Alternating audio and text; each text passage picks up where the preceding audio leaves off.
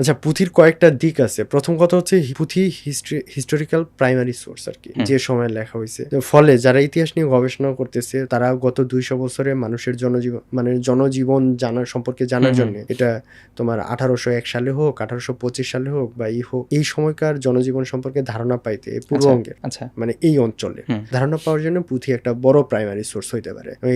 যদিও এটার ইগনোর করে আসা হইতেছে, পুঁথির কেউ সোর্স হিসেবে নিতে চায় না বা এখন পর্যন্ত নেয়নি। দ্বিতীয়ত হচ্ছে যে আধুনিক জ্ঞান তত্ত্বে একটা নতুন টার্ম আছে, যেটা হচ্ছে সাবঅল্টার্ন স্টাডিজ আর কি।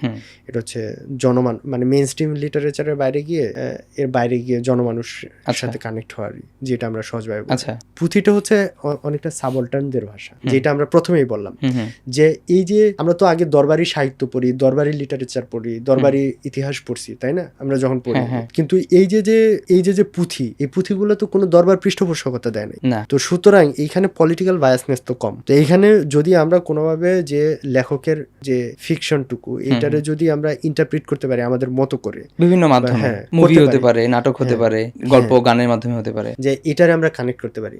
দ্বিতীয়ত হচ্ছে পৃথিবীর বিভিন্ন অঞ্চলেই দেখা যাচ্ছে যে এই পুঁথিরে, এই তুমি যেটা বললা যে এটারে নিউ মিডিয়ার মধ্যে আনা হইতেছে, এটা ফিল্ম করা হচ্ছে, টিভি সিরিজ করা হচ্ছে, এটার মধ্যে যেমন আমির হামজা, হাতিম তাই, এই ধরনের আছে, এগুলোরে অনায়াসে কোনো ফিল্ম টিভি সিরিজে আনা যায়। যেমন আমি যখন আমির হামজা পড়লাম, আমার কাছে মনে হইতেছে আমি হ্যারি পটার পড়তে, মানে হ্যারি পটার স্টাইলে হাই ফ্যান্টাসি পড়তেছি। আমি যদি তুমি হাই ফ্যান্টাসি গুলো, ওয়েস্টার্ন হাই ফ্যান্টাসি দেখবা, যে এগুলা তোমার বের হয়েছে কিছুদিন আগে, তো বাংলাতে অলরেডি এক্সিস্ট করতেছে হাই ফ্যান্টাসি গুলা, তো এর তুমি হাই ফ্যান্টাসি হিসেবে আনতে পারো। আর আমরা শুধু অ্যাড্রেস করছি না, আমরা শুধু অ্যাড্রেস করতেছি না। এর পরবর্তীতে হচ্ছে এটার ইন্টারপ্রিটেশন মধ্য দিয়ে তুমি ফোকলোর স্টাডিজ, যেটা এটার ভেতরে তুমি এটা ইন্টারপ্রিট করতে পারো নানাভাবে এবং এর কাজে লাগাইতে পারো, আর এটা নানা ধরনের প্যাটার্ন আসবে কিংবা স্বাতন্ত্র আসবে।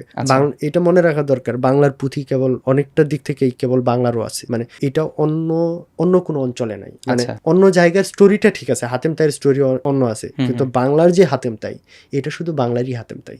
তো এই যে বাংলার স্বাতন্ত্র, এই যে বাংলারই, এটা বাংলার কালচারাল অ্যাসেট একটা, এবং এটার যথাযথ কদর না, মানে কদর করা দরকার আর কি।